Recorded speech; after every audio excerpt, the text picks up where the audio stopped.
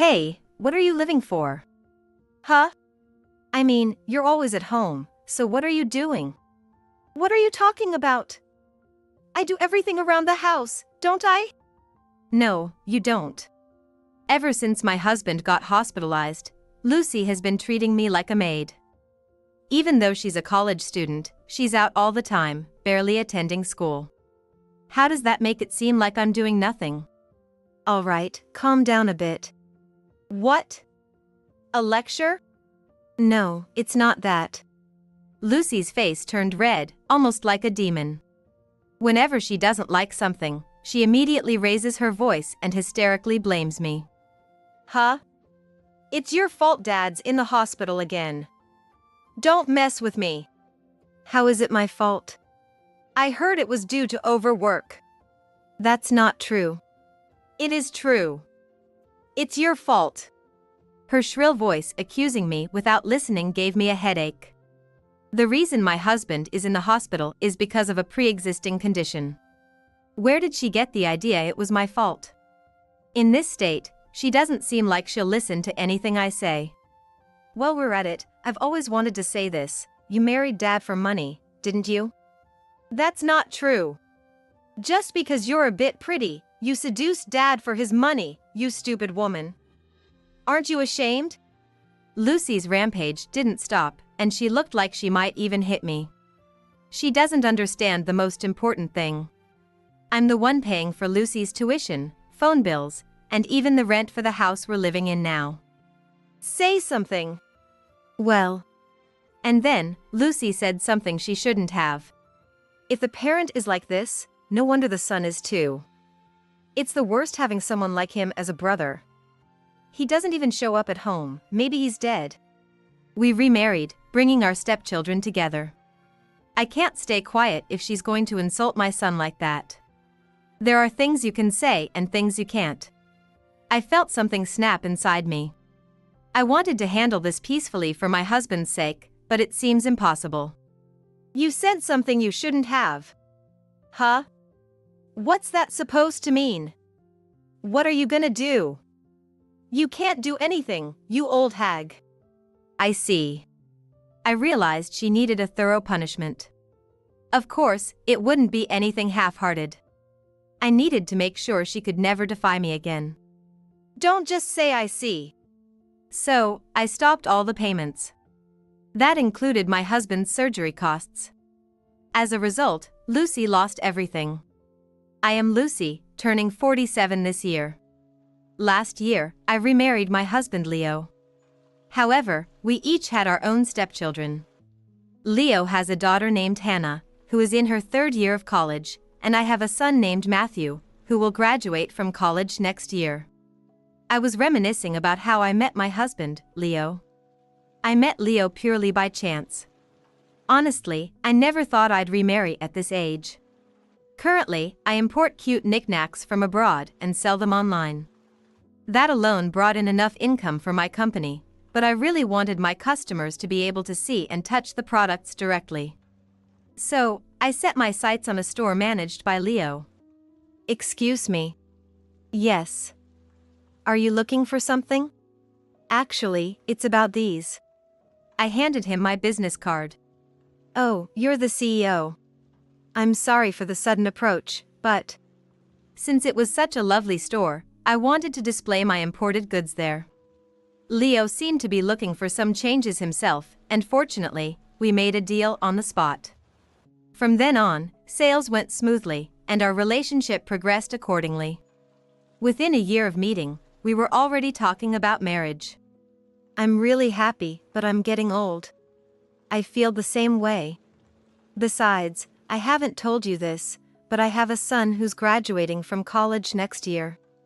I have a daughter around the same age. It's pretty much the same. When I heard more, I learned that Leo's previous wife had passed away. Hearing that, I couldn't think of him as a stranger anymore. I formally accepted Leo's proposal, and we got remarried. However, there were still some issues. It's a bit awkward, but could you keep quiet about your job from my daughter, Hannah? If that's what you want, I'll do it. But why? Well, You'll understand when you meet her. All right. I understand. And so, I met Hannah, Leo's daughter, for the first time. Nice to meet you. I'm Lucy. I recently married Leo. Before I could finish speaking, my stepdaughter Hannah interrupted me. I don't need any introductions. Just don't cause me any trouble. Hey! That's no way to talk. Apologize. Then Hannah apologized to me, albeit reluctantly, and retreated to her room. Are you really okay? I'm fine. But do you remember what I told you before? About the job? Yeah. She's got a weird sense of pride or something. I realized immediately. She likes you, Leo. Do you think so? There's no other explanation. She probably feels like you're being taken away. Hannah's not a little kid anymore. She should understand that much. Well, I hope so. Eventually, we got remarried. Although our first meeting was terrible, once we started living together, she even began to show consideration. I thought everything would be fine from now on. In fact, we even had a small family dinner, and nothing went wrong. So, our life as a family of 4 began. What should I call you? Call me whatever you like. Then, can I call you Lucy? Calling you Mom feels too awkward right now. If that works for you. Just call me Hannah. Although she was sometimes reserved, Hannah actively talked to me. I had always wanted a daughter, so I was really happy. But there was one person who doubted our relationship. That was Matthew. Mom, can I talk to you for a minute? What's up? It's about Hannah. Matthew suddenly lowered his voice. You should be careful. Careful? About what? I can't pinpoint it exactly, but I don't really know what she's thinking. Really? Anyway, consider this a warning. Okay. Matthew had always been observant since he was little. He has an instinct for spotting dangerous people. I once dated a guy who was always in debt. I was able to cut ties with him thanks to Matthew's warning. Of course, I understood what he was saying, but we had only been living together for about 2 months. So I didn't think too much about it. However, as the new year approached, Matthew's graduation was getting closer. By the way, where are you planning to live? I've pretty much decided. I found some cheap places near the company. That's good. Have you told your dad yet? Yeah, I did. I'll probably move around mid-March. Matthew always handled everything by himself without me having to say anything. So I wasn't too worried about him. My main concern was Hannah. I couldn't help but compare her to Matthew and sigh. Are you thinking about Hannah? You can tell? Yeah. By the way, isn't she back yet? Now that you mention it. I really don't get what she's thinking. Hannah came back after midnight. I'm home. Where have you been? You didn't answer your phone. Your dad was worried. It doesn't matter where I was. Leo stopped Hannah as she tried to go to her room. Wait. Why are you so late? I just stayed out late with friends. At least let us know. If this keeps happening, we're gonna have to set a curfew. Huh? Why? Well, that's obvious. Now she was even snapping at Matthew. They never got along well, but it had been especially bad recently. But I didn't realize this was just the beginning. Hannah locked herself in her room for the rest of the night, so the issue wasn't resolved. Shortly after, it was time for Matthew to move out and live on his own. Mom, is something wrong? No, I just feel a bit lonely. I'm not a kid anymore. I know, but still. I had lost my first husband. In a tragic car accident. Matthew was just in elementary school at the time. Since then, I've managed to raise Matthew by myself. Thanks to that, I'm now in the position of a CEO. Are you leaving already? Yeah. I didn't stay long, but I had a good time. Please take care of Mom. Leave it to me. Come back anytime. I will. It was a touching moment, but Hannah had to spoil it. Hannah, don't you have anything to say? Not really. I have nothing to say. She kept her eyes on her phone. Even Matthew looked a bit exasperated. It's fine. All I can say is, don't cause trouble for Dad and Mom. Huh? What's that supposed to mean? Well, anyway, take care. I know. See ya. With that, Matthew left.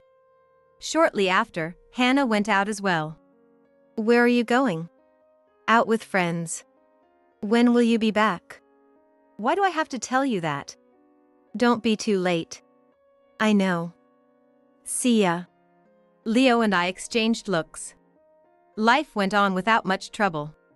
Hannah was now a senior and should have been thinking of jobs, but she showed no signs of it. I thought this was strange and talked to Leo. She's been out a lot recently. I think we need to talk to her seriously. Yeah, we should. That night, we had a family meeting. And then we discovered a shocking fact. Hannah didn't have enough credits and was going to have to repeat the year. That's why she'd given up and was out all the time. Why didn't you tell us something so important? Even if we accept that you have to repeat the year, hiding it is the problem. Tuition isn't free, you know. Leo continued to lecture her. Hannah, not expecting to be reprimanded this much, looked completely dejected. Say something. Pressed so hard, tears started to well up in Hannah's eyes. Well, she probably regrets it now. Thinking of Hannah, I tried to help her out. But... Lucy, stay out of it. What? Hey! She was thinking of you when she said that. That's not right. Hannah just looked down and said nothing. Anyway, we've decided to set a curfew. Wait a minute. You don't seem to be reflecting on your actions. This is final. Hannah couldn't do anything about it. She acted defiantly, but ultimately couldn't go against Leo's decision. After that, she did whatever she wanted. She wouldn't listen to anything I said. She behaved well when Leo was around, but completely ignored me when it was just the two of us. Around the same time, Leo also started experiencing some health issues. Or rather, the issues had started earlier. That day, when Leo came home from work, he looked pale and obviously unwell. Soon after, he collapsed, and I called an ambulance. Hello, Hannah? Your dad collapsed, so you need to come to the hospital right away. What? What do you mean? I'll explain later. Leo received treatment, but his condition didn't seem good. As a result, he was admitted to the hospital. Why did this happen to Dad? They might need to do a major surgery. Then why don't you take his place? What? What's gotten into you? Hannah raised her voice and lashed out at me. I was taken aback by her sudden outburst. Then Hannah left the hospital. I couldn't make sense of what was happening. I wanted to talk more about Leo. But I couldn't. I couldn't understand why I was being criticized so harshly. Leo was hospitalized because he had liver cancer. His condition wasn't great, but surgery might help. I can't believe this. At home, I explained what was happening to Leo. Whether you believe it or not, this is the truth. I'm not saying this without reason. No matter the reason, it's your fault things turned out this way. No matter how thoroughly I explained, she wouldn't listen. I was really at my wits' end. For now, it was just the two of us living together. Additionally, with Leo hospitalized and unable to work, I had to cover the hospital bills and our daily expenses. I decided to consult Matthew. I understand the situation. But what should I do? I've never lived with just the two of us. Well, I can talk to Dad for you. That might be for the best.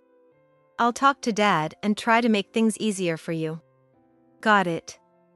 Thanks. Living with Hannah was proving to be challenging. I wouldn't have managed. without Matthew's help.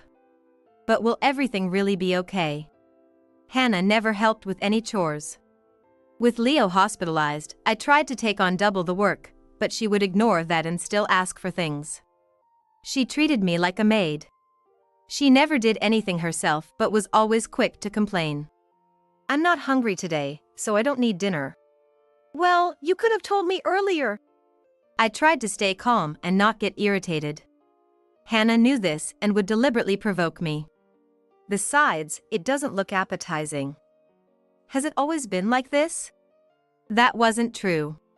She had always been picky and had a restricted diet.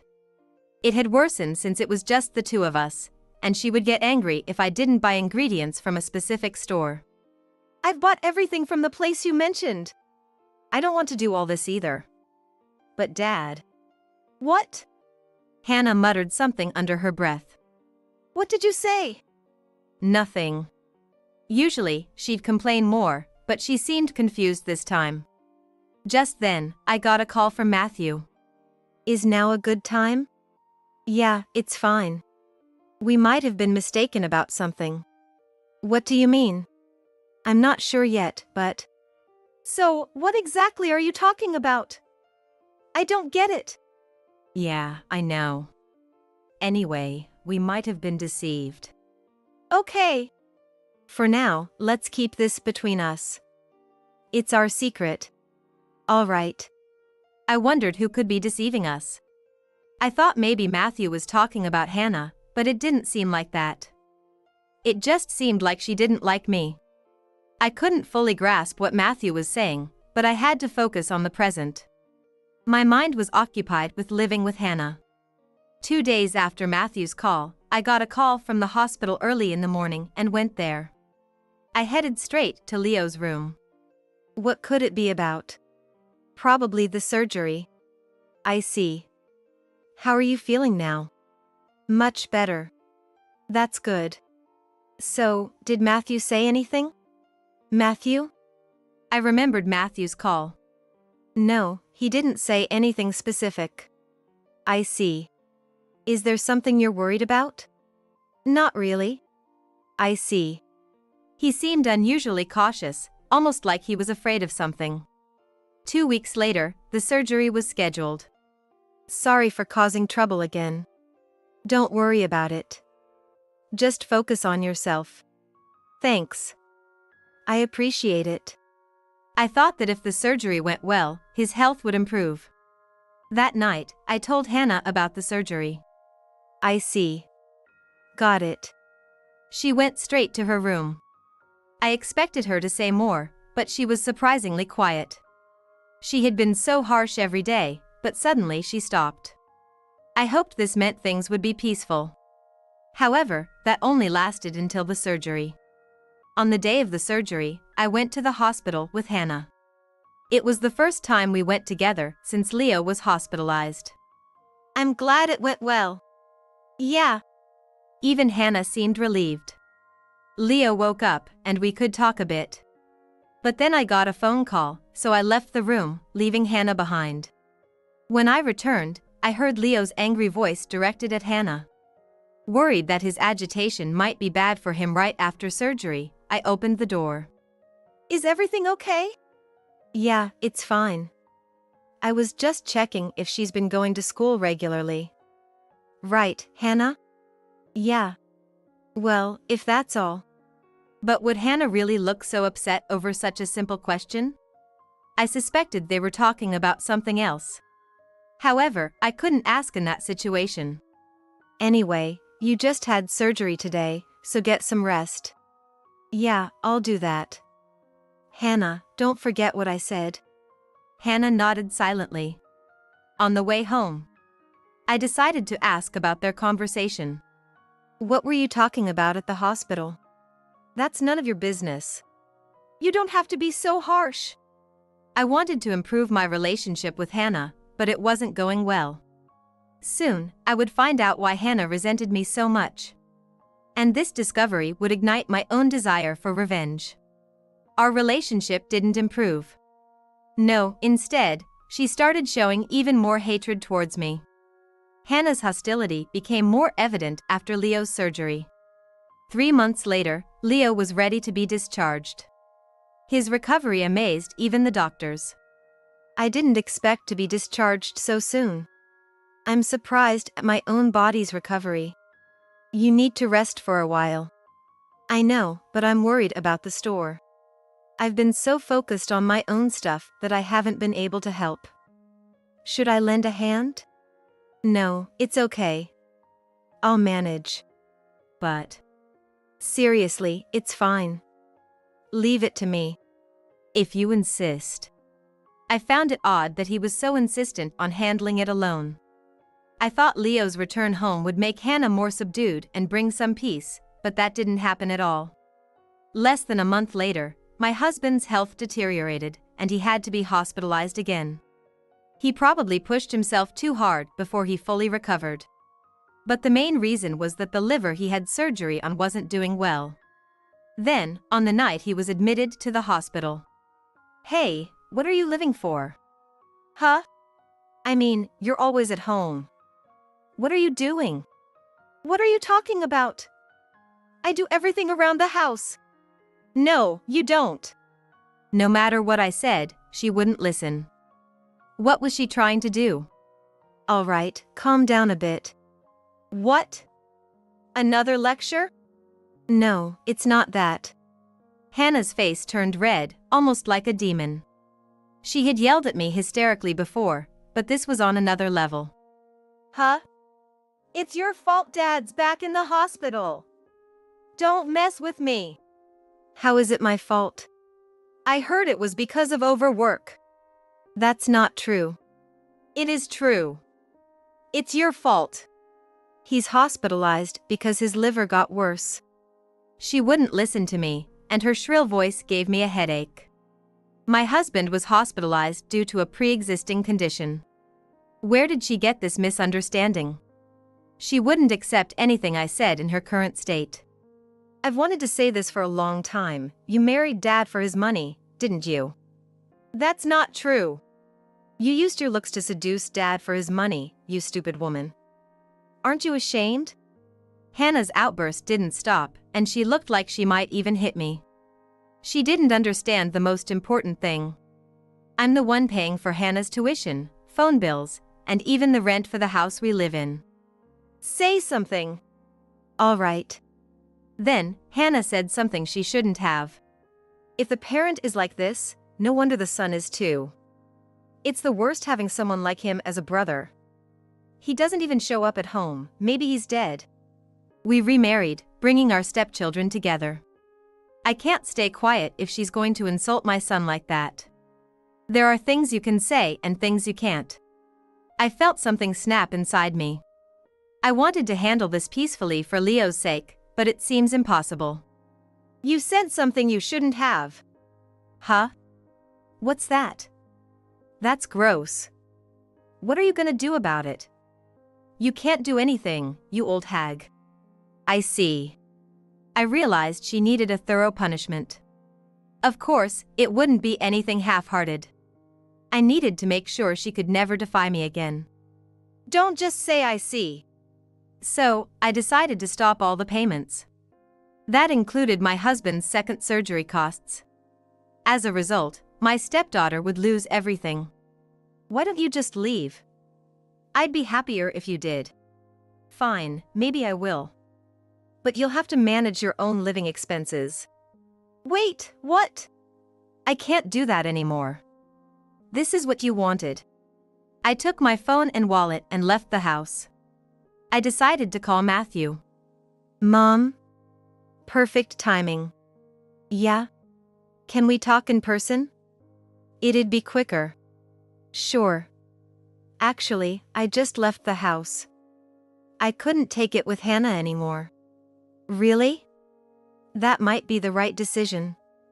How about meeting at the cafe by the station? Got it. I'll be there soon. Matthew and I arranged to meet. This cafe held many memories from before I remarried. I arrived first, ordered my usual blend coffee, and tried to relax and forget everything that had happened. Sorry, I'm late. It's fine. I had some time to unwind. So, what's up? Brace yourself. First, look at this. Matthew showed me his phone. It displayed Leo's store, with the shutters down since Leo was hospitalized. What about it? Maybe it's hard to see. Let me zoom in. There was a notice in the center of the shutter. My heart sank when I saw it. Is that? As you can see, it's up for sale. When did this happen? About 3 weeks ago. That was around the time Leo was hospitalized for the second time. But I don't understand why he would do such a thing. Honestly, I'm not sure either. But there's more. This might be even more important. What is it? Listen to this. A recording? Matthew played the recording. There was some static and it was a bit choppy, but one voice was clear. Listen carefully. You need to make sure she hates you even more. Understand? That's Dad's voice, isn't it? Yeah. I was suspicious, so I recorded it when I visited the hospital. The you he's referring to is Hannah, right? What's going on? I don't know, but you left the house, right? So, they might make a move soon. You mean we should wait and see? That's the best option. I thought about it. If all of Hannah's abusive words towards me were under Leo's direction. I felt chills all over. This must have been what Matthew meant when he said we might be deceived. But I was dying to know how he figured it out. Can I ask you something? Of course. You said we might be deceived. How did you know? Well, when I visited Dad, I overheard a conversation between him and Hannah. It sounded suspicious. I see. It was after you mentioned having trouble with Hannah. In hindsight, he must have been giving her instructions. I decided to stay at a nearby hotel and wait to see what Leo and Hannah would do next. It didn't take even a week for something to happen. Hello? What's up? Hannah told me you left the house. Yeah, her abusive words were too much. I couldn't take it anymore. So, I stopped paying the rent and her tuition fees. Isn't that a bit extreme? Really? I think it's fair. Oh, and I've asked Hannah to cover Leo's surgery costs too. What? I purposely didn't mention the store or what Matthew had told me. Why don't we all calm down and talk this over? Fine, but make sure Hannah is there too. All right, I'll let her know. We agreed to talk again. 3 days after the phone call, I went to the hospital with Matthew. Everything should become clear now. Is this like a final showdown? It might be. When we entered Leo's hospital room, Hannah was already there. Matthew's here too? Yeah. So, what's this about?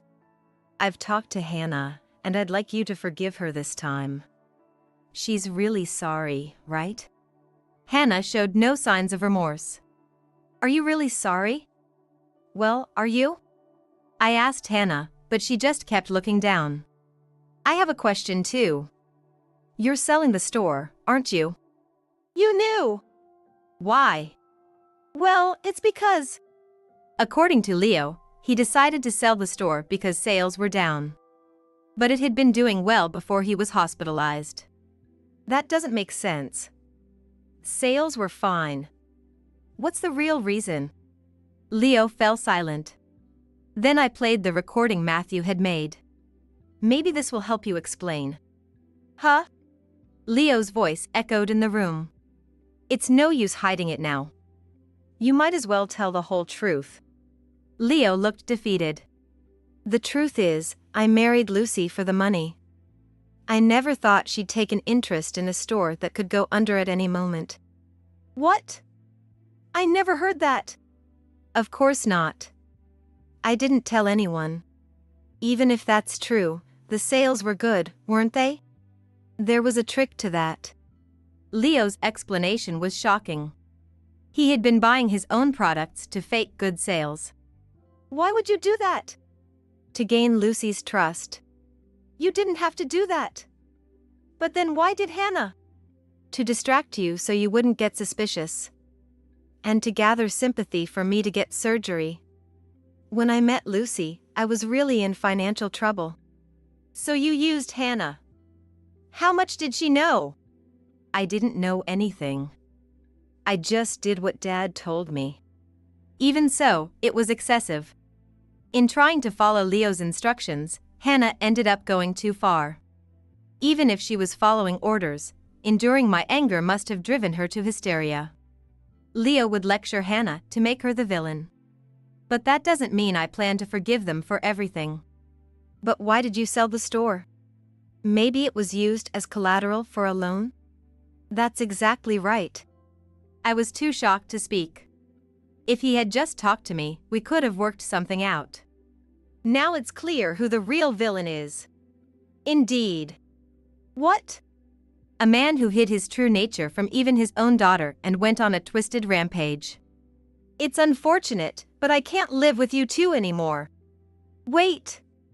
At least let's talk this over. We've talked enough. From now on, you're on your own. That includes the surgery costs, tuition, and rent. As Matthew and I started to leave the room, Hannah began yelling at Leo in a high-pitched voice. Matthew and I exchanged glances. Whose fault do you think this is? I did everything you told me. This is insane. It's because you went overboard. You messed everything up. If you had just followed my instructions. What? I did exactly what you said, and this is what happened. It was an unbearable argument between father and daughter. This is a hospital. Take it elsewhere, you're disturbing everyone. Shut up. This is partly your fault too. I took a deep breath. I was willing to forgive you if you had sincerely apologized, but after what you just said, that's out of the question. Really? Hannah, apologize properly. What are you talking about? Ignoring them, I walked out of the room. The last thing I heard was Leo's desperate cry. By the way, were you really going to forgive them if they apologized? No, of course not. Even if they apologized, I wouldn't forgive them. We need to move out of that house. Yeah, it's going to be busy from now on. Back home, I contacted a moving company and had our things sent to my parents' house. Thinking about what would happen to those two filled me with a strange sense of excitement. As expected, Leo contacted me once I returned to my parents' house. Can you at least pay for the surgery? Of course not. Are you stupid? Please. You should worry more about your future living situation than the surgery costs. That's true, but good luck living with Hannah from now on. Bye-bye. I also chose to get a divorce. After that, Leo and Hannah had to leave their current apartment. By the way, they covered the surgery costs with another loan. Even after selling the store. Moreover, Hannah couldn't pay her tuition and decided to drop out of school. I didn't expect them to lose everything so completely, but I felt no sympathy. It sounds like things have gotten pretty bad for them. Well, it's only natural. You're still at your parents' house, right? I'll visit you soon.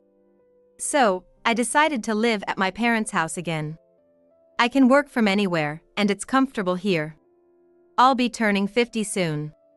From now on, I want to live a more peaceful life. No way! Our house is. This house and the land belong to us. We can do whatever we want, right? The daughter-in-law should just be a maid in our house. As I raise my voice in shock, my mother-in-law is smirking at me. The moment John passed away, my mother-in-law arbitrarily demolished our house. She has always been like this. Treating me, the daughter-in-law, as if I were her servant, completely ignoring my opinions and feelings. Moreover, she misunderstands me working from home as being unemployed and thinks I'm leeching off her son. She seems to think it's okay to do anything to a leeching daughter-in-law. But I never imagined she would go this far. I've been enduring it until now, but I've reached my limit. Feeling anger rising inside me, I slowly opened my mouth to retaliate against her in front of me. My name is Mary Johnson. I'm a 43-year-old working housewife. I usually work from home. I don't have children, and it's been 12 years since my husband John and I started living together. We just got married and don't have much money, right? So, I decided to take over the house where my dad and mom were living. My parents are going to live in a new house built elsewhere, so we can live in the old one. At the beginning of our marriage, John told me such a thing, and I, who knew nothing yet, was quite happy. I was thinking of our own home, but I was anxious whether we could afford it with what John and I earn, so I was very thankful to my in-laws. Mom, thank you so much. This makes our married life more comfortable. Don't worry about it. We get to live in a new house, and we don't have to deal with the old house, so it actually helps us. I was thanked by her instead and thought I had a generous mother-in-law. Under these circumstances, the house where John and I live is registered under my in-laws' names. I have suggested changing the registration numerous times, but John has been lazy about it, and it has remained the same. However, this was a mistake. This house is also ours. You're saying to us it's troublesome if you just come over unannounced, but indeed, who do you think you are? I reprimanded her for her repeated unannounced visits. Even though I work from home, it's impossible to get any work done if you keep coming over all the time. When I mentioned this, wrapped in diplomacy, she snapped back, claiming this was their house. Since then, she has always spoken down to me, constantly complaining. As for my father-in-law, he's completely under her thumb, practically non-existent. I complained to John, but he just said, it's not my problem and wouldn't even listen properly. My mother-in-law's sarcasm and harassment have escalated over the years, and recently, she has started doing unexpected things. The other day, she took home clothes of mine that were clearly too small for her, claiming they suited her better. After all, she couldn't wear them and returned them to me in a huff. What will happen if her sarcasm and harassment get worse in the end? I've been living day by day, unable to do anything, with a hint of anxiety. One night, I was enjoying a slightly luxurious dinner alone. It was my 43rd birthday, but John was going to be late because of work, so I bought some deli food from the department store's food hall. Enjoying a nice drink, I savored my solo dinner. John has only celebrated my birthday for about 2 years since we got married. Now, it seems he's completely forgotten today is my birthday. Well, it's fine. I don't want a celebration now. Having the freedom to eat what I like is the best birthday present for me. It was a brief time until John came home, but I was fully enjoying my alone time. However, the pleasant time was ruined in an instant by the merciless sound of the doorbell, followed by the thumping of footsteps. Hey, Mary, it looks like John's suit jacket isn't here yet. Hasn't he come back? My mother-in-law barges into the living room without any prior notice, making me almost sigh, oh, again. This is a regular occurrence for me. Since it happens almost every day, I don't even bother complaining to her anymore. He's going to be late because of work today. I answered with a forced smile, to which she showed a displeased face. Then she noticed the deli food on the table and her eyes widened. Mary, what's this food? You didn't make this fancy stuff, did you? I'm sure you couldn't. This is some deli food I bought. Actually, today is my birthday, so I was enjoying a little nice dinner by myself. I tried to continue, but she interrupted me with a shrill voice. Oh. While your husband is out working, you're at home enjoying a luxurious meal? What a terrible wife! Huh? But I was working today too. Working? You were just playing on the computer, right? Using my son's money to buy such nice food. I always work from home on my computer, but to her, it seems like I'm just playing games.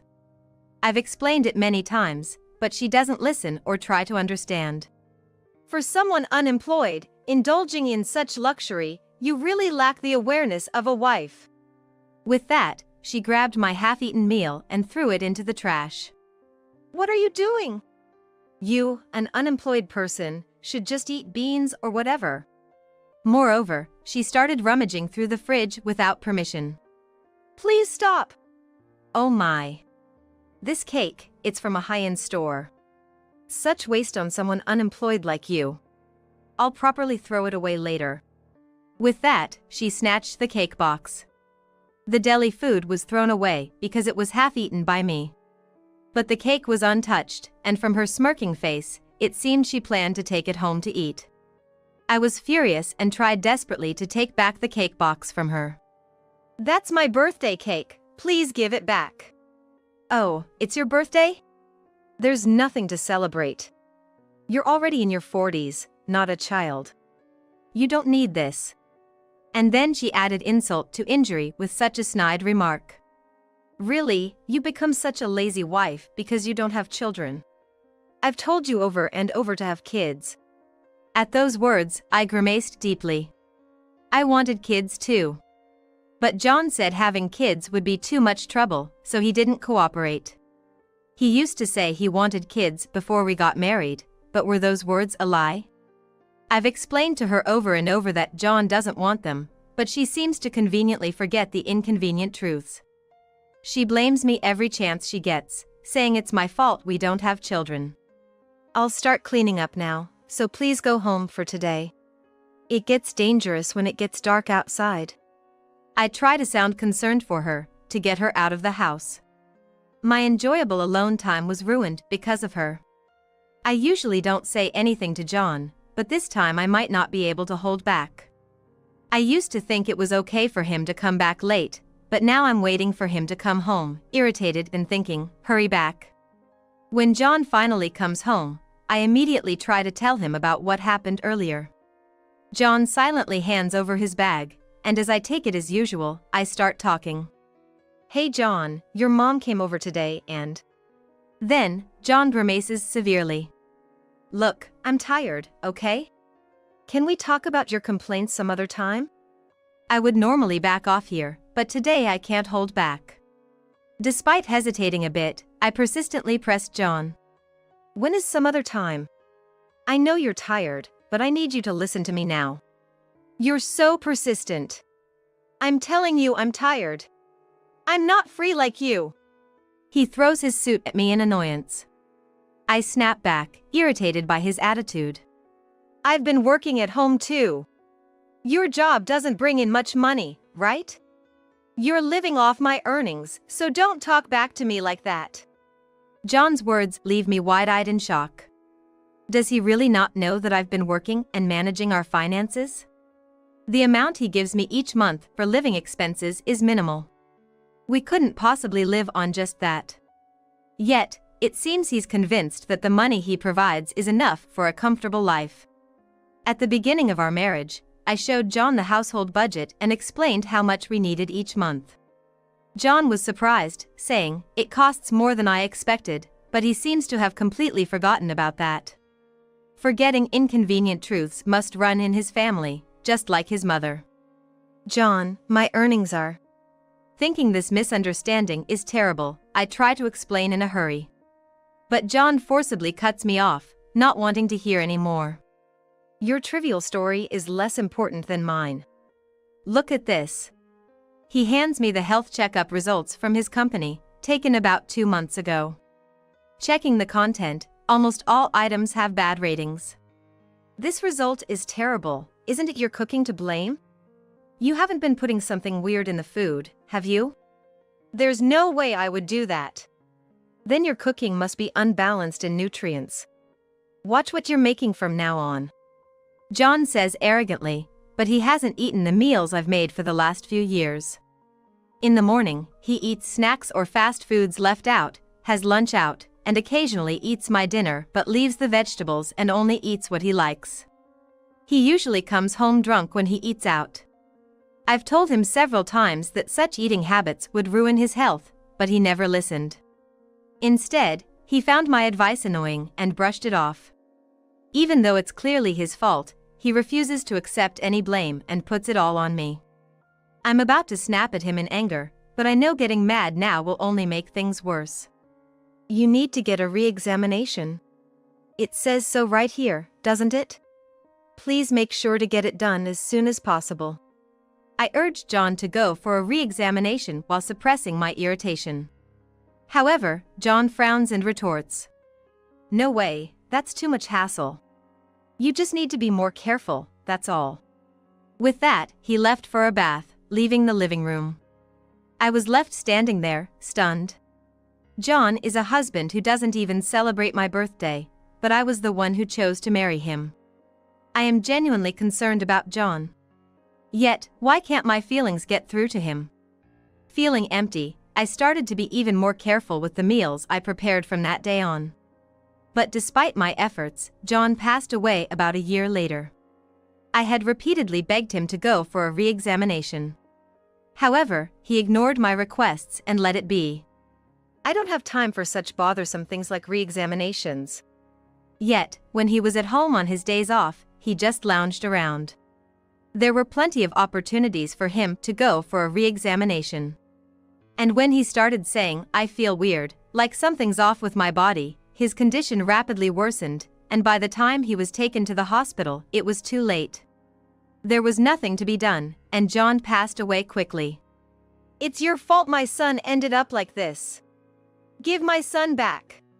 My mother-in-law blamed me harshly for John's death. My father-in-law was still as absent as ever, but the look he gave me was filled with resentment. He probably thought the same as his wife. I told them repeatedly. I told John many times that the results of his medical checkup were bad and he needed to have a re-examination. But he wouldn't listen to me. I tried desperately to clear up the misunderstanding, but my mother-in-law wouldn't believe a word I said. It's all your fault. I'll hate you for the rest of my life. After that, we held John's funeral, but my in-laws didn't help at all. It's your responsibility, Mary. You take care of everything. That's what they told me, and I had to handle all the funeral arrangements and subsequent procedures by myself. I was so busy I felt dizzy, but my in-laws ignored it all. John often said he hated hassle, and I think he got that from his parents. My in-laws always pushed their problems onto me. This time was no different. They blamed everything on me and pushed all the troubles onto me. They acted as if it was natural and never thanked me once. I'm tired. The funeral was over, and I had finally finished all the arrangements. Today, I will rest without thinking about anything. Staggering, I crawled into bed. When I woke up, I could hear my mother-in-law's voice. Yes, thank you very much for that. Wondering what was going on, I got up from the bed. I heard her voice from outside the bedroom and realized she had let herself into our house again, and I sighed. I tidied myself up to the minimum and went to see her, who was at the entrance, suddenly handing me something. Hey, did someone come by? No, no one came. But Mary, you must be tired with all that's happened. Here, take this ticket and have a good rest. Eh? I looked at what she handed me and realized it was a ticket to the station nearest to my parents' house. Come on, hurry up and get ready. That ticket is for departure tomorrow. I've included the return ticket as well. Take a week off and relax. Pushed by her, I started preparing for an unexpected trip back home. What's all this about? It's unbelievable for her not to make a single sarcastic remark at me. Could it be that she actually feels sorry for me about it? Maybe my mother-in-law feels regret that she blamed me for John's passing away and that she pushed all the paperwork on me. And yes, I am completely exhausted right now. I needed time to stretch out and refresh by going back to my parents' house. At that time, I was still tired and didn't notice if she was scheming something. Normally, I would have been suspicious of her actions. But this time, I completely let my guard down and returned to my parents' house without a second thought. My brother and his wife live there, but when I contacted them, they said, "Come over anytime." I took their word for it and relaxed without holding back at my parents' house. I met up with old friends and played with my brother's children, fully healing my fatigue. My mother-in-law does do something nice once in a while. On the day of my return, I boarded the high-speed train in a good mood. Unusually, I bought a souvenir for her and returned home with a lighter heart and body. However, what awaited me upon my return was my house, brutally demolished. No way! Our house is. This house and land are ours, so we can do whatever we want, right? The daughter-in-law should just be a maid in our house. She, with a triumphant grin, sneered. Indeed, since the house and land were still in my in-laws' names, they could do whatever they wanted with their property. But I never imagined they would go this far. Maybe, the person she was talking to on the doorstep that day was from the demolition company. While pushing the funeral and all sorts of procedures on me, she must have been advancing her plan to demolish this house. Otherwise, there's no way they could demolish the house so quickly. She clearly looked down on me, thinking she could do anything she wanted because I was her son's wife. I never directly confronted her because she was my husband's mother. That probably emboldened her. But I won't let her have her way anymore. Oh, Mary, what's the matter? Shocked and crying, are you? Mistaking my bowed head for crying, she bent down to peer into my face. However, I slowly raised my head and faced her, showing a bright smile. Eh? What are you smiling about? Have you gone crazy from the shock? She says it's such a shock, so she must be aware she has done something terrible. The fact was so absurd that I started chuckling. Eventually, I couldn't hold back and burst out laughing loudly. Have you really gone mad? No, I am perfectly sane. Oh, by the way, I have to decline your offer from earlier. What was it? The daughter-in-law should now be a maid in our house, right? While she was flustered by my words, she responded. No, you're lying. You've lost your husband and now your house, you have nowhere to go, right? I believe your brother's family lives at your parents' place, right? It must be embarrassing to return to your parents' house at your age, so we will take care of you. But as a maid, of course. Regaining her usual tone, she gave a sinister smirk. To that, I replied while laughing. A daughter-in-law? What are you talking about? I am single. Eh? A dumbfounded voice came from her, and I nearly laughed again. Actually, I divorced John a month before he died. Yes, John and I had already returned to being strangers. But right after submitting the divorce papers, John's condition suddenly worsened. Despite being divorced, he was someone I once loved and married, so I couldn't just abandon him. That's why I decided to take care of John until the end. With all the chaos, I had lost the moment to inform my in-laws. But I never expected such a perfect moment to come.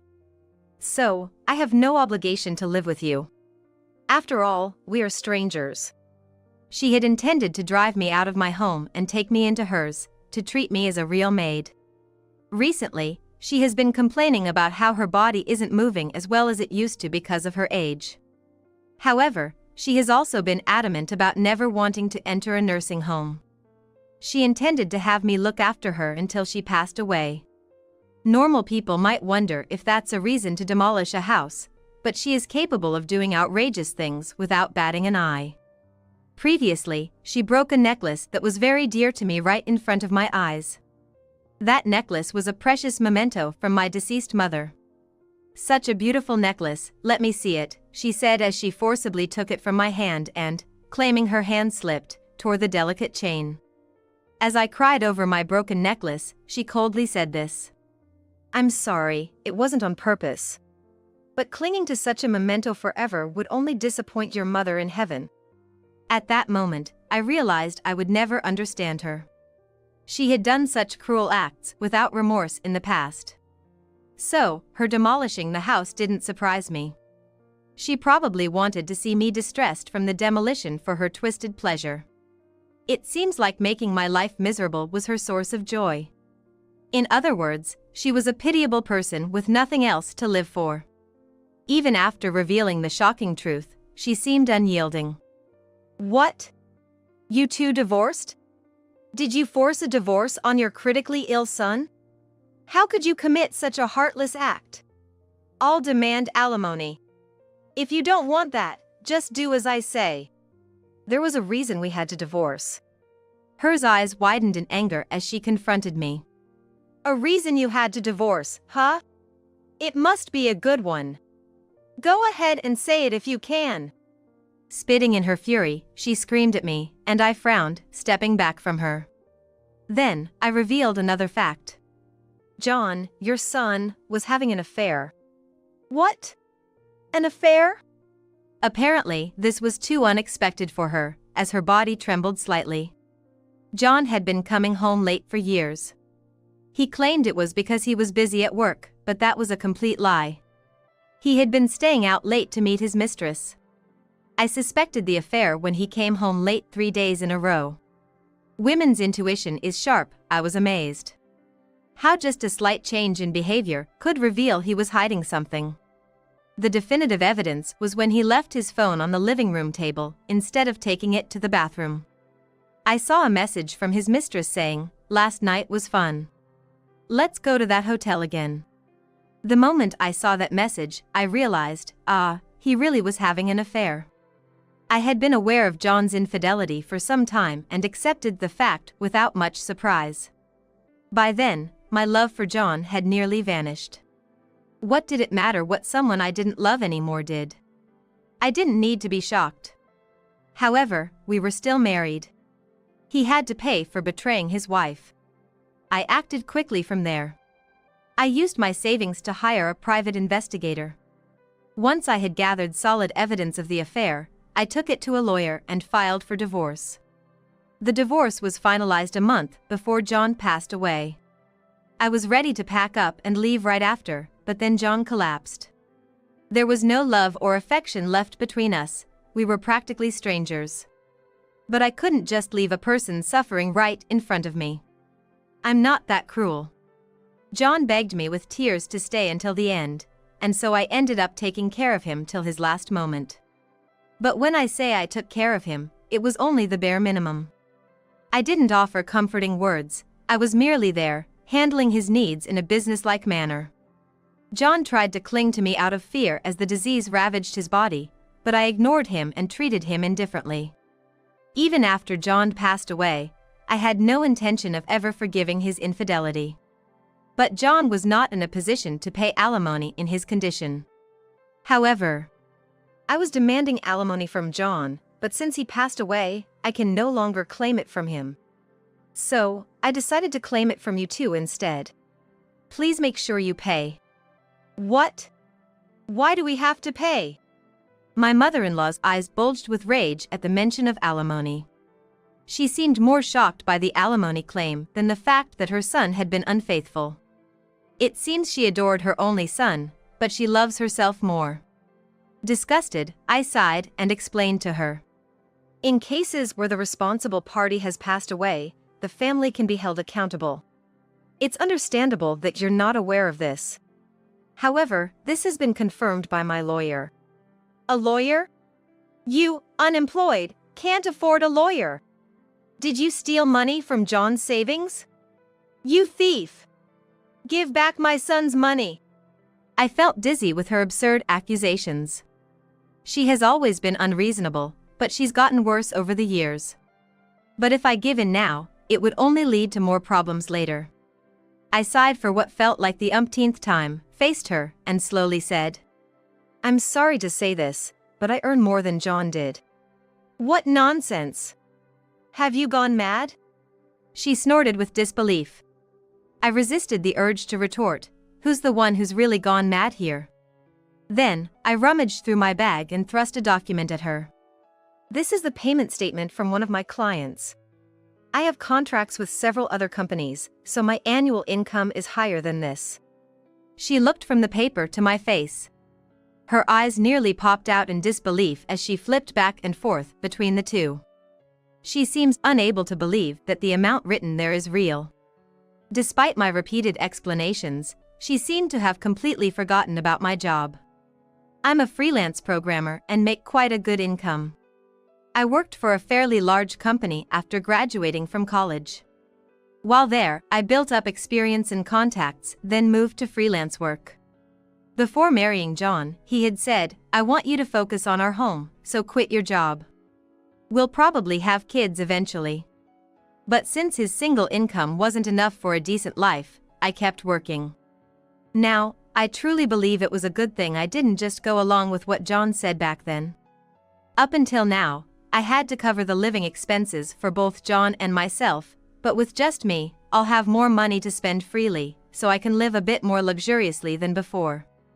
It was fortunate that I kept the payment statement with me. Before going back to my parents' house, as urged by her, I noticed the payment statement from a client in the mailbox and thought it would be unsafe to leave it there, so I tucked it into my bag.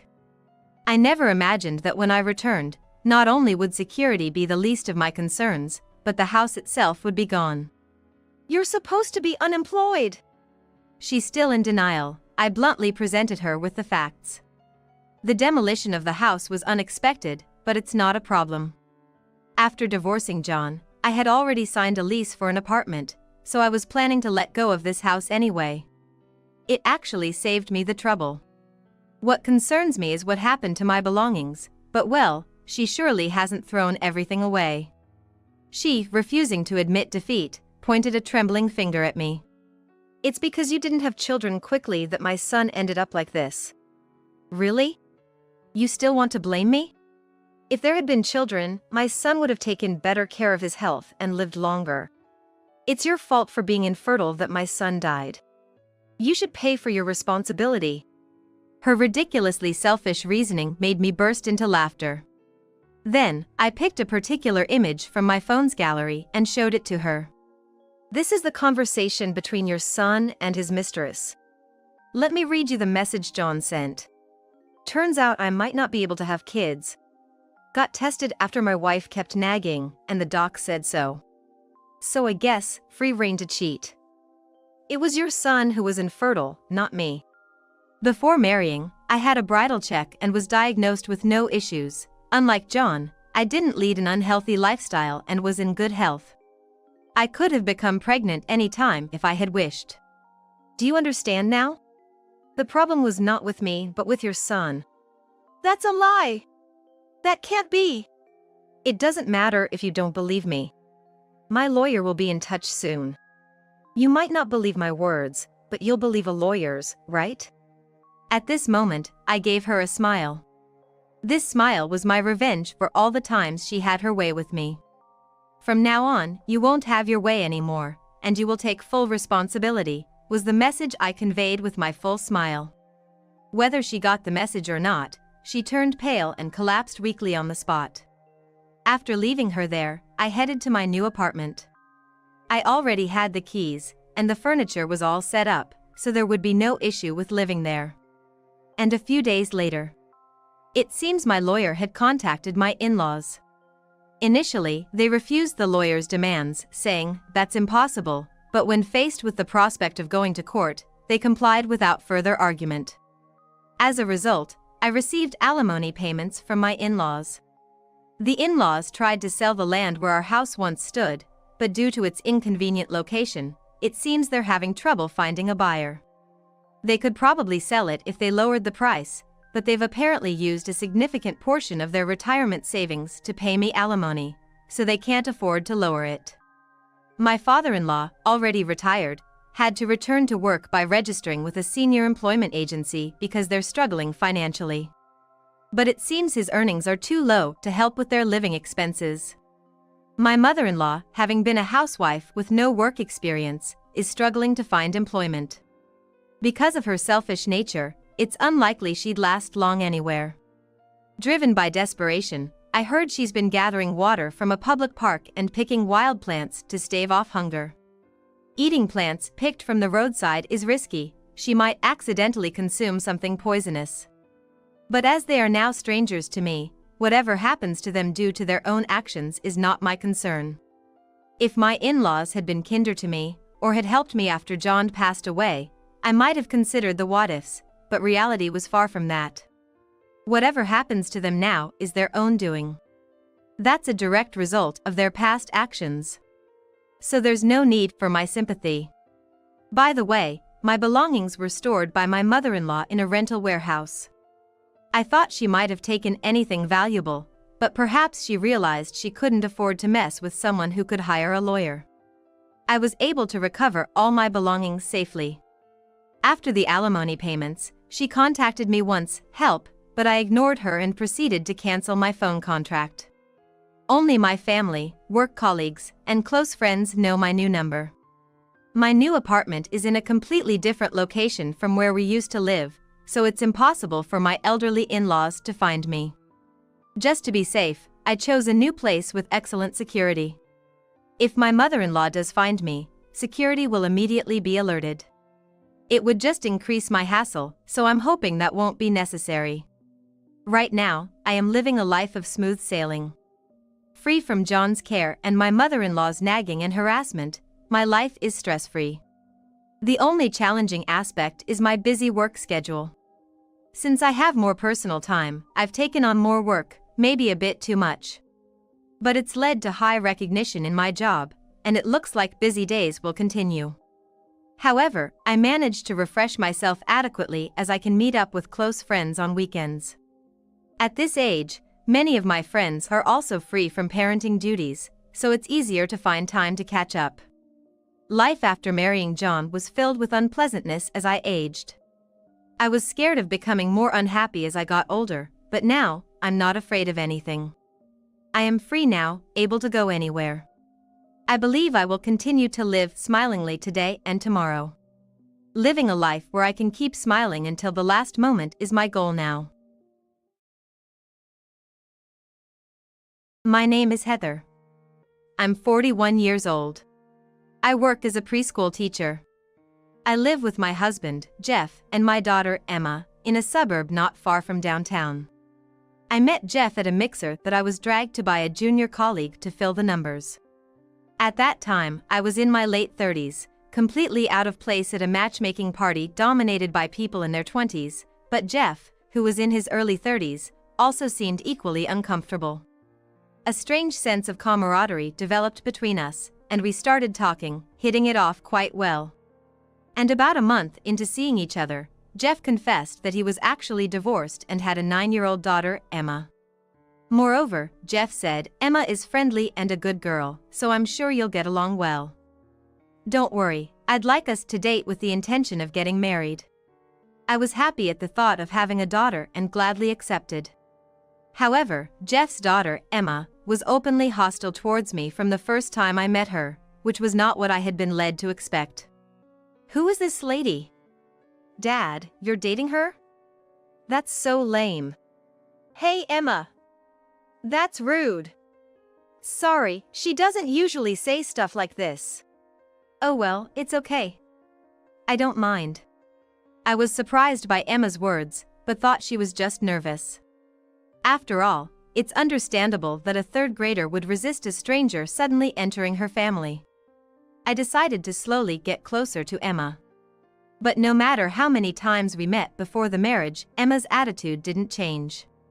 Sometime later, "Emma, Dad is going to marry Heather, so she's going to be your stepmom now." I was introduced again, but Emma said, "I can't believe this old hag is my new stepmom. I'll be laughed at school. Everyone else's mom is young, pretty, and fashionable."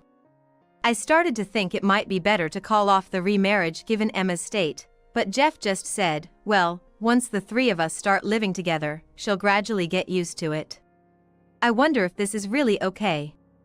Filled with doubts, I still went through with the marriage to Jeff.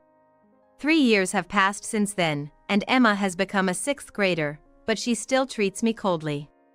In fact, as she grew older and became more articulate, she started to be more verbally abusive. "Emma, you really need to fix your attitude." At first, Jeff would get angry at Emma, but as her attitude remained unchanged, he seemed to get fed up and began to ignore it. Moreover, Jeff started to be harsher with me, saying, "If you and Emma can't get along after all this time, maybe it's your fault? You're a preschool teacher, but can't handle one child? And look, we've been married for 3 years, and we still don't have our own children. Maybe I should have remarried someone younger like Emma said." What's that supposed to mean? You're blaming me for everything, including Emma's issues and the child matter? I'm trying my best here. Without defending me from Emma's attacks, Jeff began to treat me harshly as well, and I felt myself growing weaker. One day, a mom friend stopped me. "I saw your husband, Jeff, in the car with Susan. I just wondered if you knew about it." Susan is the mother of Emma's classmate and, I've heard, a single mom. Why would he be with someone like her? I was a bit suspicious, but I brushed it off to prevent any strange rumors. Susan mentioned she wanted to move soon, so I told her my husband works in real estate and could help. The mom friend seemed convinced and left, but my suspicions about Jeff remained. Something definitely feels off. It might be worth looking into. I decided to hire a private investigator to look into Jeff and Susan. 2 months later, Jeff and Emma went out, leaving me alone at home. Suddenly, I heard the front door being roughly opened and, frozen in shock, saw Jeff, Emma, and, surprisingly, Susan barging into the living room. Hey, a new mom is going to live here, so pack up all your stuff, clean up the house, and leave. What? Emma started spouting nonsense as soon as she walked in, leaving me bewildered. Hey Emma, you can't just spring this on her, she won't understand. Heather, sorry, but we're getting a divorce. Please leave this house. Yeah, there's no place for an old hag here anymore. Jeff and Emma were smirking at me, enjoying themselves. Meanwhile, Susan stood beside them, chin up, looking triumphant. Hello Heather, sorry for all this suddenness. But Emma is happy she's getting a younger, prettier mom. So, could you just quietly get the divorce? A happy family is the best, after all. You're just not fit for it.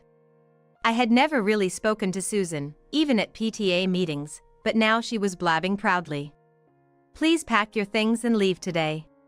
Look, I know this is shocking, but don't just stand there. Don't you have anything to say? I was speechless in front of the three of them barging in and saying whatever they wanted. However, as I had been wanting to divorce Jeff and Emma due to their unreasonable behavior, I saw this as a good opportunity and decided to go with it. All right. My response, like a child being given a chore, surprised them. Hey, are you really understanding this? You're getting a divorce and leaving this house? Yes, I understand. But just to confirm, I can pack up all my stuff, right? That's what we're saying. Forgot already, old lady? If Emma had been my real child, I would have scolded her harshly, but after all, she was nothing more than a stranger to me. I ignored the noise. Well, we're going to a spa resort for the night, so make sure you deal with your stuff and leave before we get back. See you. And with that, they left, laughing as if they had resolved some annoying issue. I found it odd that Susan, who also had a child in Emma's class, would leave her own kid behind, but I didn't have time to ponder. All right, not much time until tomorrow, gotta get moving. Left alone in the living room, I hurried to start packing. I wonder if they realize what they said about packing all my stuff. Actually, all the furniture and appliances in the house were bought by me. These were items I had purchased in preparation for our marriage, paid for in full. Because I had substantial savings from being single until I was 38. However, Jeff's payments for his half had become increasingly lax and eventually forgotten. Thus, I decided these were my personal belongings and had no hesitation in calling a junk removal service to take them away. TV, washing machine, fridge, and even the dresser, I emptied everything and disposed of them. Ah, what a different kind of exhaustion from playing with the kids all day. After completing this heavy work in one day, I decided to treat myself by staying at a luxury hotel near the station for a while. The next afternoon, relaxing in the hotel room, I received a call from Jeff. Hello? Answering the phone reluctantly, Jeff was almost shouting. Hey! The house is practically empty. And you just left the fridge empty and standing there. What were you thinking? What was I thinking? Well, all that stuff was bought by me. Forgot? You ended up not paying a dime. Oh, yeah, that was the case, but this is too much. Is bringing home a mistress and demanding a divorce any less excessive? Ugh, damn it. I wanted to hand him the divorce papers as soon as possible. When should I bring over the divorce papers? I was about to say, but Jeff, as if remembering something urgently, suddenly asked in a hurry. Wait, what about that? What? What do you mean by what? The dresser. The one with all the drawers. Where did you put that? I put it with the rest of the stuff, for the junk removal people to take away. Are you kidding me? I instinctively pulled the phone away from my ear. Jeff was yelling so loudly. Why are you so mad? I bought that dresser. Did you like it that much? He was so fixated on the dresser that I asked why he was so desperate. I had savings hidden in there. I was shocked by his answer, reminiscent of something from a bygone era. In the back of a drawer, there was money in an envelope. How did you not notice? Well, it was hidden, so it's not like I could have known. Sorry. I didn't think I was at fault, but I apologized anyway. That only made Jeff angrier. Which collection service did you use? Tell me. After I told him the company's name, Jeff hung up immediately. Probably he rushed to recover the money. I forgot to bring up the divorce papers. I realized after he hung up, but figured he'd contact me soon enough, so I waited. As expected, Jeff called me the next day. Come to the house right now. I had wanted to sign the divorce papers and return the house keys anyway, so I took everything necessary and headed to the house. As I entered the living room, the three of them were waiting, looking furious. Hey, why did you throw everything away? There's no washing machine, no fridge, no microwave. We can't live here for a while. Emma was yapping at me as soon as we met. Didn't Dad tell you anything? I bought all of that. Emma, you said so yourself. Clean out all your stuff. Emma looked frustrated, and Susan jumped to her defense. Hey! That's so immature, fighting with a child. That's why she doesn't like you. This child has been calling me an old hag since we first met. My attitude is irrelevant. Besides, once we decided to divorce, we're practically strangers. This wicked woman. Anyway, give back the money. Money? Oh, you couldn't recover it? Jeff apparently rushed to the junk collection site after our call, but couldn't find the dresser among the massive piles of trash. So, I want the $10,000 back, right here, right now. Losing $10,000 did sting, but I refused Jeff's demand. No. What do you mean no? You threw away my money. You have to pay me back. It's not just no, it's more like I don't need to pay you back. How can you think like that? Jeff looked puzzled at my confident reply. I pulled out a document from my bag and thrust it at him. I'm demanding alimony from you for the adultery and the verbal abuse that caused me mental distress. I had a lawyer draw up the documents right after I got to the hotel, paying a rush fee. The alimony amount was well over the $10,000 Jeff had hidden in the dresser. I'll deduct the $10,000 from the amount written here. So, I don't need to pay you. But you'll need to pay the rest of the amount. Jeff stared at the alimony pledge, and after understanding what it stated, he glared at me. What a greedy woman. No wonder you were single till now. Say whatever you want. It doesn't affect me. Ignoring Jeff's words, I pulled out another document from my bag and handed it to Susan. This is the compensation for emotional distress for you. What? She was apparently not expecting to be charged after having an affair. She snatched the documents from my hand. Wait, this is too much. I'm a single mother. As Susan cried out, Jeff, after reading her part of the settlement, glared at me as if he were looking at a demon. Hey, do you not have a heart? Charging this amount to someone raising a child alone is too much. The worst. You really are a wicked witch. Jeff and Emma both attacked me at the same time. But they didn't know the truth. I slowly approached Susan and said, Susan, you haven't told these two the real story, have you? Yikes! Susan let out a squeak as if my face, called a wicked witch by Emma, truly terrified her. What are you talking about?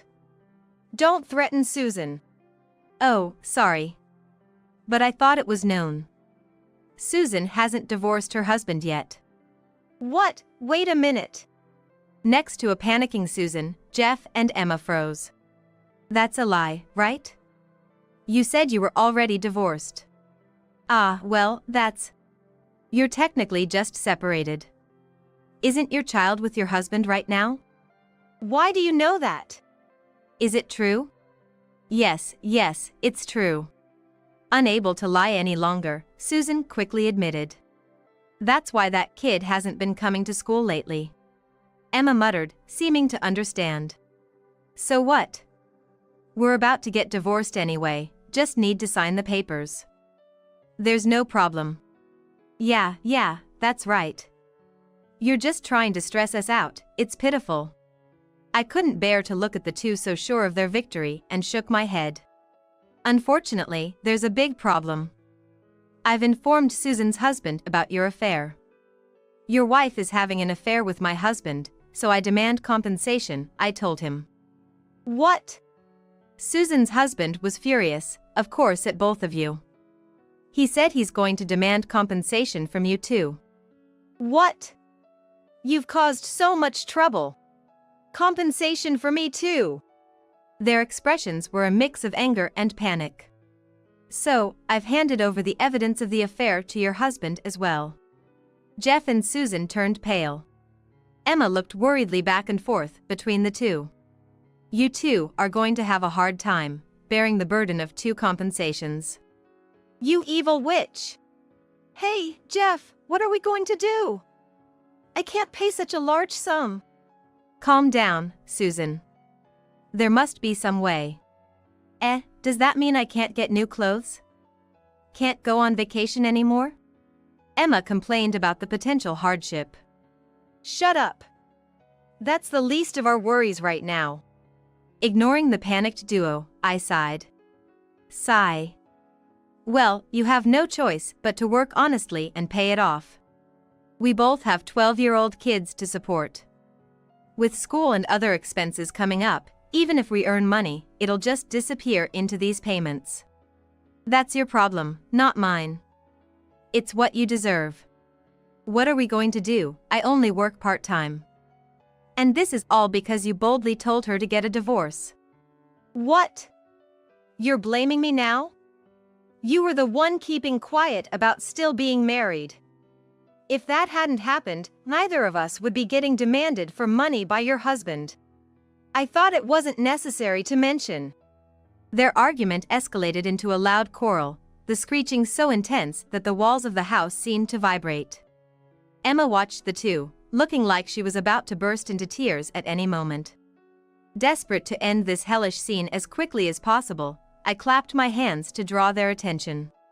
So, I need to revise the settlement amount for Jeff, so the lawyer will contact you again.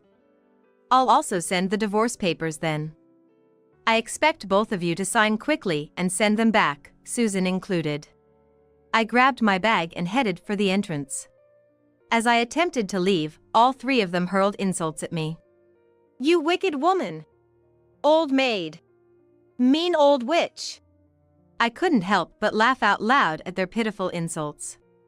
Angered further by my laughter, they continued to berate me until the moment I closed the door. After returning to my parents' house, I quickly revised the documents and had them delivered to both through my lawyer. According to the lawyer, they were reluctant until the very end, but he eventually obtained their signatures. I was filled with gratitude for the lawyer handling the situation, as I had feared they might not sign. Since Jeff's part of the divorce papers was also included, I checked that his section was filled out and immediately submitted them to the city hall. Thus, Jeff and I officially ended our marriage of about 3 years. Relaxing at my parents' home for the first time in a while, I noticed my phone vibrating on the desk. The call was from Jeff. It was several weeks after the divorce. What could he possibly want? With a puzzled expression, I answered the phone. Hello, what do you want? Ah, it's been a long time. Have you been well? I shivered at his uncharacteristically considerate words. I rubbed my right arm with my free hand. Thanks to you. I've been feeling much better since the divorce, both physically and mentally. Is that so? Jeff seemed too deflated to retort against my sarcasm, his voice lacking strength. There were a few seconds of silence. Jeff was the one to break it. The reason I called today is because I have a favor to ask of you. A favor? Yeah, I'm getting impatient with his hesitation. Could you hurry up? I really didn't want to pick up your call. If you have something to say, go through the lawyer, remember? Sorry. The favor is, could you reduce the alimony you're demanding from Susan and me? I was stunned by his audacious request and pressed my temples with my hand. Wait, you thought I would just agree to that? It can't be helped. It's hard to talk to Susan's ex-husband about this. So he wanted to say it was unavoidable. How selfish of Jeff. Susan thought finally the three of us could live together after getting divorced from her husband. Wait a minute, what about the three of you? What happened to Susan's child? Oh, the kid went to live with her ex-husband. As if Emma had taken over a classmate's family. I felt dizzy at their selfishness, not considering the children's feelings at all. Jeff continued as if it didn't matter. I got fired from my job because somehow it got out I was using the company car to go out with Susan. That's wrongful termination, don't you think? Despite everything being his own fault, there was no sign of regret from Jeff. Is this man really in his late 30s? So, my income is zero right now, and Susan is just working a part-time job at the supermarket. We're really strapped for cash, barely managing our own lives. So please, can you reduce the amount? We really can't afford to pay it. I wonder what expression Jeff is making on the other end of the phone. I can't see it, but regardless of his face, my answer is the same. I refuse. Why? Jeff immediately retorts. Firstly, I dislike the idea that you're coming to me because it's difficult to talk to the other guy. And what about Susan? If she wants a reduction, she should be asking along with you. That would be the proper way to do it. That's true, but look, she's also having a tough time right now. It's not like she can handle any more stress. Not her problem? Oh, I see. With that attitude, I definitely won't reduce anything. No, that's not what I mean. I messed up, just listen to me. I silently listened to Jeff spilling more blunders. I don't know what's happening in this family or why they're having a hard time, but it's not my problem. Displeased with Jeff's attitude, I decided to let him in on a little secret. By the way, I was the one who reported your affair to your company. What? He paused after letting out that bewildered sound. Hello? Can you hear me? That explains it. What? He muttered quietly. That explains why suddenly my boss started checking the car's dashcam. You were the one who told them? Yes, that was me. A kind mom friend told me she saw you and Susan together in the car. So, I thought it was strange and hired a detective agency to investigate, and oh, did they find evidence of your affair? Photos of you taking Susan out in the company car during work hours, pretending to be attending to clients. Damn it! From the phone came the sound of fabric rubbing in a rhythmic pattern. Is he fidgeting? I took those photos, clearly time-stamped, to your workplace after our divorce and handed them to your boss. It was terrible because of you. I was told by higher-ups that I broke company rules and that my actions were malicious, which resulted in me getting fired. Plus, I was ostracized by everyone until I left. What a disaster. He doesn't seem to realize at all that he brought this upon himself. He seems determined to blame everything on me. It's your fault I got fired. I'm fed up with Jeff repeating the same excuses, and I respond more forcefully. The real problem is that you were the one skipping work and having an affair. Even elementary school kids, if asked who's in the wrong between us, would say it's you. Still, telling the company was a low blow. Is he trying to say that wasn't fair? But the moment I was kicked out of our home because of his affair, any notion of fair play was thrown out the window. He is still mumbling something, but then he suddenly goes silent. Could it be? He seems to have realized something. Did you, by any chance, spread the word among Emma's class parents that Susan and I were having an affair? I'm taken aback by the accusation of spreading rumors. I clarify with correction. No, that's not right. I only briefly explained the situation to that mom friend who tipped me off about your and Susan's affair, as a thank you for informing me. But that's exactly what I'm saying. You did spread it around. Well, now that I'm no longer Emma's mother, I have absolutely no dealings with that mom friend or anyone else from the school. I never thought about the aftermath of what I said. Because of that, Emma is being looked at with disdain in her class, seen as a thief who drove out Susan's child and took her mother. And Susan, she gets whispered about at every parent meeting. Don't you care at all? No, not really. My response must have sounded exceptionally cold-hearted to him. But honestly, I felt no pity for a child who had been verbally abusive to me from the start and the woman who took my husband, no matter what hardships they faced. You're a heartless monster. Like a character out of a comic book, he said in a heavy tone. If anyone's the monster, it's you, lacking any moral compass. Shut up. Just reduce the alimony. Jeff's demanding attitude hardly seemed like one asking for a favor, leaving me astounded, and finally, I retorted. No. If you're any kind of parent, show your child how to work decently and pay for your mistakes. Fooling around. I hung up the phone while he was still shouting. He called back immediately, but I didn't answer, instead sending a text message, I will not interact with you except through a lawyer. Do not call me again. After enduring days of being oppressed by Jeff and Emma during our marriage, ending this final battle left me feeling refreshed. I put the phone back on the desk and went to the kitchen to make some tea. After failing to get the alimony reduced, Jeff scrambled to find a job. Susan also tried to negotiate with her ex-husband for a reduction, but that failed too.